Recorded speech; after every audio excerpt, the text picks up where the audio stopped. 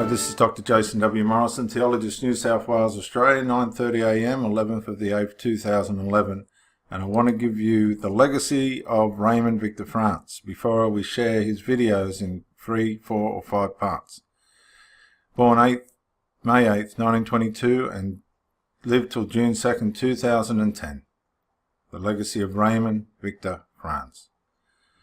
Grace, integrity and willingness to help others. All qualities used to describe Raymond Victor Franz. He was an unassuming man. Anyone who knew him would tell you that. His frankness, honesty and integrity have proven to be a vital link in helping tens of thousands of people come to know the real truth about the Watchtower organization and Jehovah's Witnesses. In 1971, Franz was chosen to serve as one of the 11 members of the worldwide governing body, something he viewed as a great responsibility and privilege. In his book, Crisis of Conscience, Franz described his experiences at the world headquarters this way. What I saw, heard and experienced during the next 15 years had a great impact on me. Whether the reaction of the reader will coincide with mine, I have no way of knowing, but one thing is certain, and that is that no one could understand what brought me to a crisis situation without knowing these developments. Now, frustrated by what he viewed as the governing body's dogmatism and overemphasis on traditional views rather than reliance on the Bible in reaching doctrinal decisions, Franz and his wife decided to leave the international headquarters. In an outline tribute, Raymond Franz, contemporarypress.com states, as Raymond learned the inner workings of the governing body, he deeply became concerned that the focus was more on preserving the image of the organization rather than on sound biblically based decisions. His disappointment led to his sharing with Cynthia, his wife, what he was troubled with concerning the governing body. Cynthia agreed with Raymond, and together the two of them decided to leave the world headquarters in 1980. Raymond Franz informed headquarters of the decision with a letter dated May 22, 1980 that simply stated, "Dear brothers, by means of this letter I submit my resignation as a member of the governing body. I will also be terminating my Bethel service. My prayers will continue to be offered on your behalf, as well as for Jehovah God's servants earthwide. Your brother, R.V. Franz." Now we'll turn to the series of Raymond speaking in Europe many years ago. This is Dr. Jason W. Morrison. I hope you enjoy these talks, as they are critical and vital to people knowing the truth about the Jehovah's Witness Watchtower organization. Bye for now. What have you said?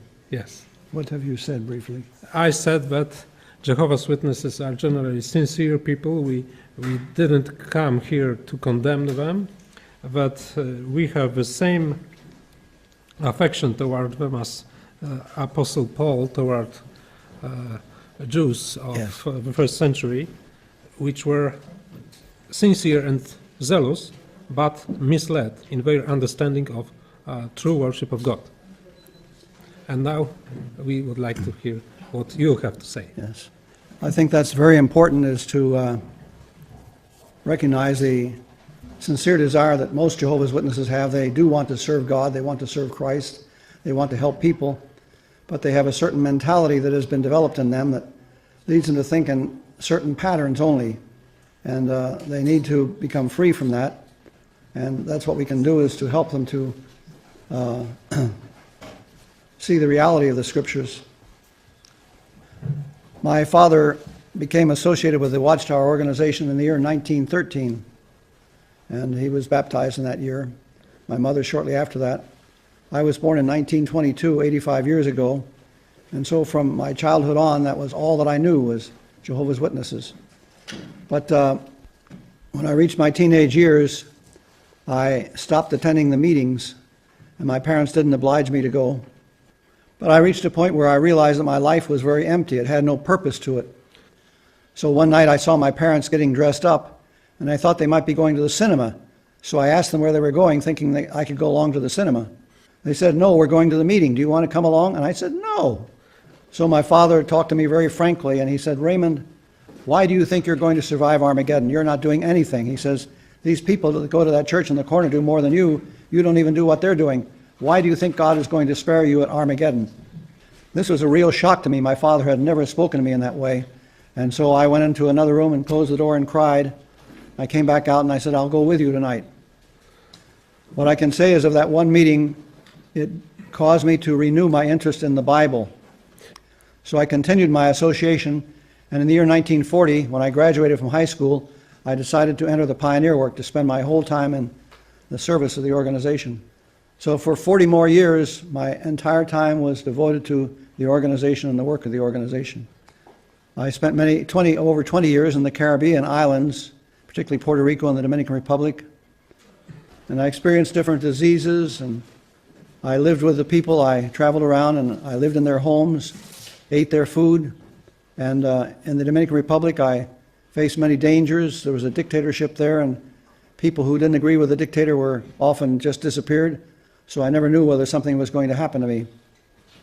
So in my own case, I know that I was sincere, that I really wanted to do what was right. I wanted to serve God, and I was willing to undergo different persecutions and difficulties on behalf of the people. So I don't doubt my sincerity, and I believe that God recognized that. So as Shimon has said, we have to acknowledge that Jehovah's Witnesses are sincere, and as Paul said of the Jews, I bear them witness, they have a zeal for God, but not with understanding. If we go back to the first century, we find that the idea of worship being something very formalized and very systematized, that is not to be found there. The term that is often rendered church in many translations is the Greek word ecclesia. But it doesn't refer to what people commonly speak of today when they talk about a church. It wasn't even a religious term. Ecclesia was not a religious term. It was a secular term. It appears in Acts, the 19th chapter, when it tells about Paul's experience where he showed the people that they should not put their trust in gods and goddesses. And in this town where he was, there were many silversmiths, and they made images to this goddess. And so they were afraid that what he was saying would cause their business to suffer ruin. And it tells that they met in assembly, and it uses this Greek word, ecclesia.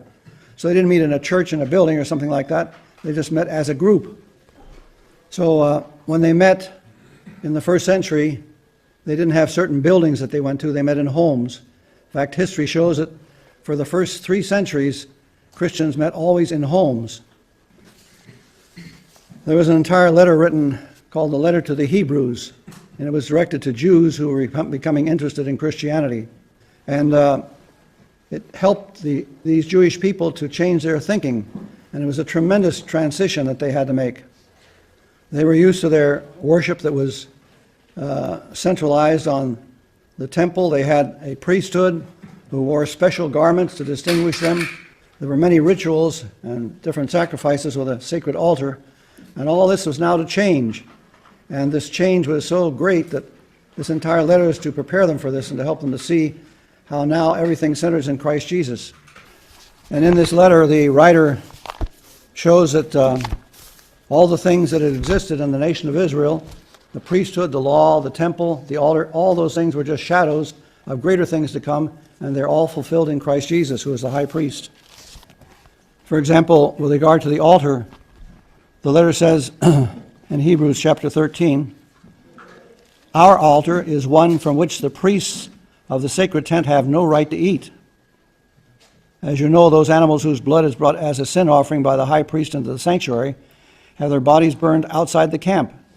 And therefore Jesus also suffered outside the gate to consecrate the people by his own blood."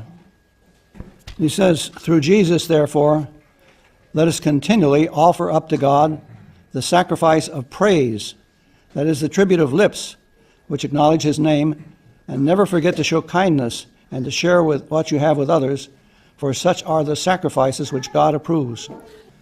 So there was no physical altar, and even the temple, this letter shows that the temple was figurative of something far greater, which relates to the heavens.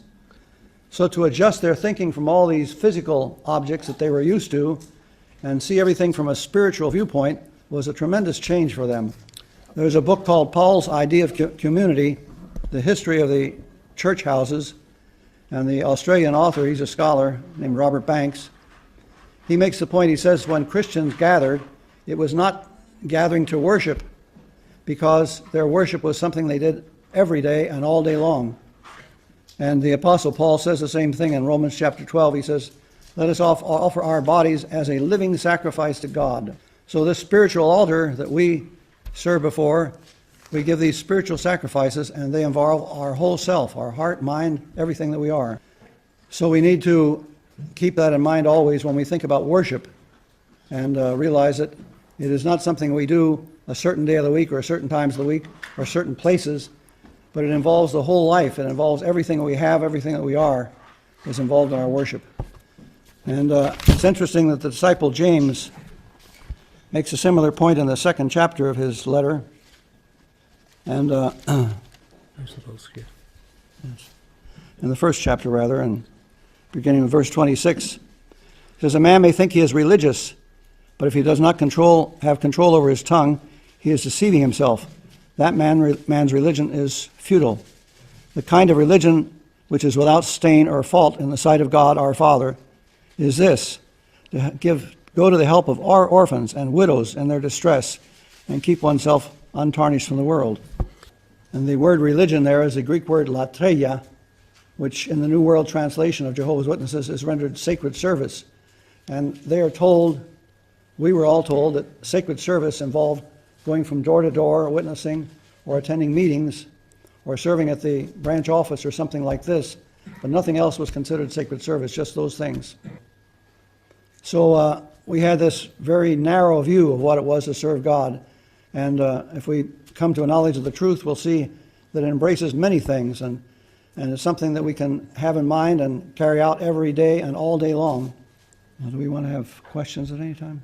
There is a question.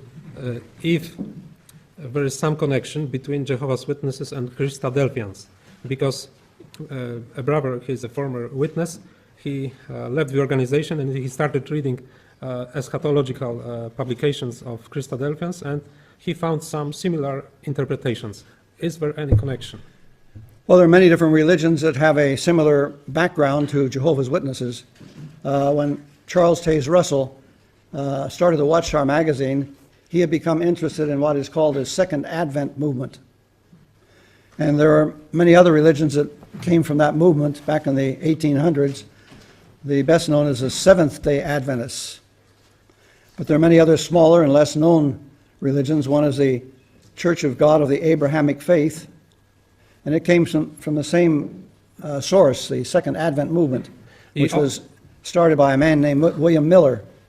And he had said that the coming of Christ was due to take place in that time, and he fixed on certain dates, including the date 1874, and gave prophecies too about the fulfillment of the times of the Gentiles as applying in that period.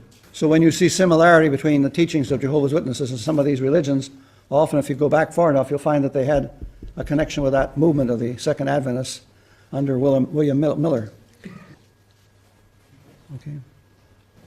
How do the Watchtower organization reconcile two opposite concepts? They prophesied by the mouth of Rutherford that the end would come in the 40s. And formerly they thought that before the Armageddon, the princes would be resurrected. How that they could reconcile that opposite opinions? I know that in the 1940s I attended a convention.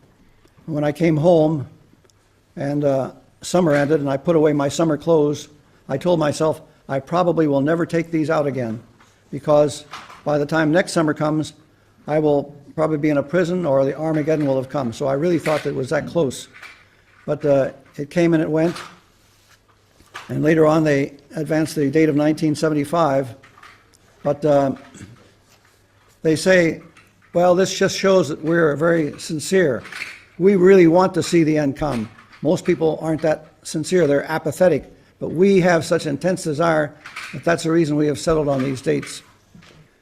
They often refer to the book of Acts where it says that the disciples meeting with Christ asked him if it was at that time that he was going to take his power and begin to reign.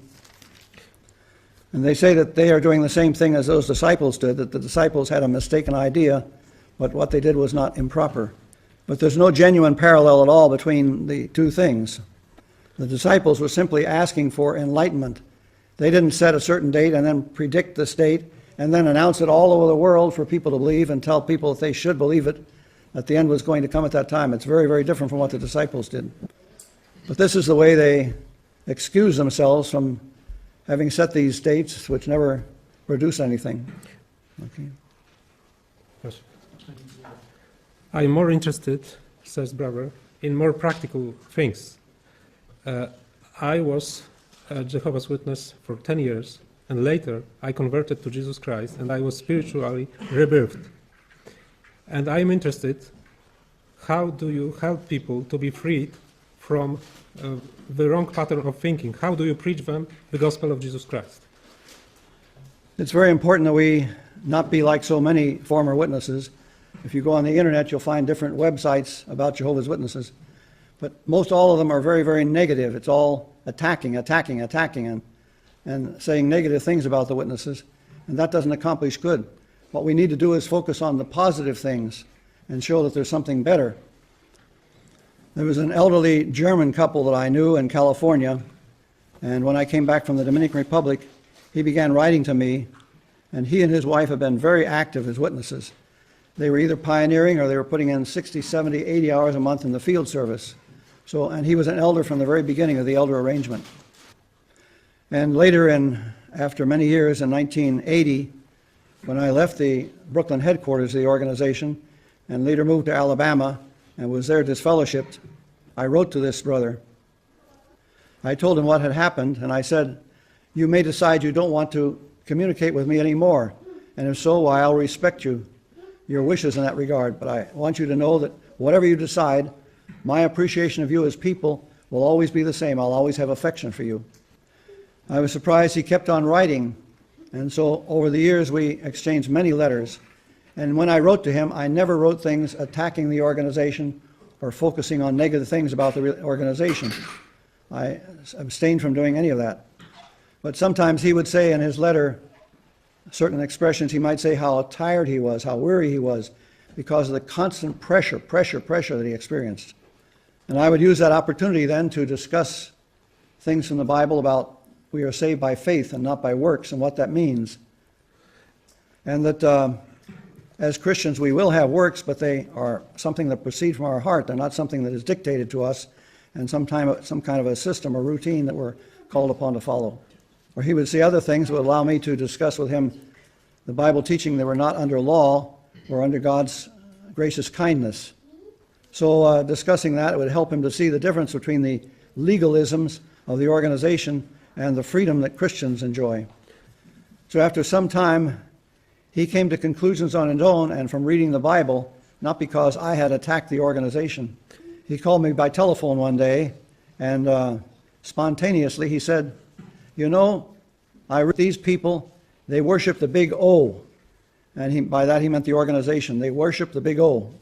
So he came to that conclusion on the basis of what he had read in the scriptures, and not because of my trying to tear down the Watchtower organization.